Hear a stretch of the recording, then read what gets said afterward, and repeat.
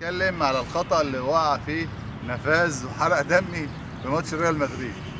انا محروق دمي بسبب نفاذ، انه رغم ان هو عمل ماتش جبار وشايل كور ما تطلعش، بس فيها هدفين انا على نفسي بقول ان هو يسأل عليهم، وهشرحهم دلوقتي قدام الناس كلها. يا ريت العالم كله يتفرج على الفيديو ده، لان فيديو عالمي وشرح تفصيلي للهدفين اللي بيتحملهم نفاذ. انا من وجهة نظري، وهي من وجهة نظر صحيحة 100%، ان هو نفاذ في ماتش ريال مدريد وبرشلونة هو سبب خسارة ريال مدريد من برشلونة بالتمركز بتاعه الخاطئ.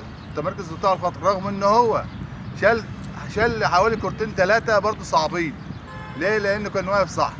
انما الجونين اللي دخلوا فيه جوان، لو حارس مرمى او معاه مدرب حراس بمعنى اصح بيوجهوه صح، نفاذ جون كويس جدا، بس ما بيشتغل، يعني ما فيش حد بيوجهه صح.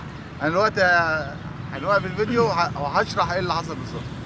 الكرة اهي بالظبط، وده الوضع اللي كان عليه نفاذ بالظبط. الكرة لما اتلعبت يعني شايفين احنا الزاوية اليمين دي مفتوحة خالص.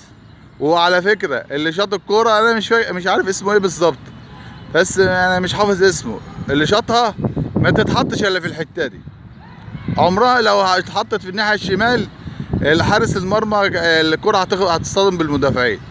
انما هو كان واقف كده بالظبط، فالشاطط طبعا في الزاوية اللي هناك البعيدة.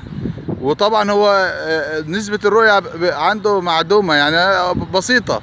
في نفس الوقت ما خدش الخطوة الجانبية، هو الصح بتاعه وما خدش الخطوة الجانبية هو راح من مكانه.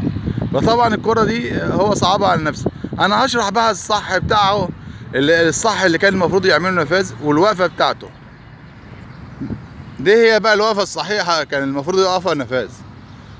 عمره الكرة حتى لو حطها على الزاوية الشمال، لا اما تصطدم في المدافعين لا اما تروح. لا حتى لو راحت هو فرصته، لان هو متقدم شوية هيبقى قافل الزاوية اكتر. هو كان المفروض يبقى نفاذ كده. حتى انا يعني هحاول هنا اشوط الكرة بالوضع ده وهتشوفوا.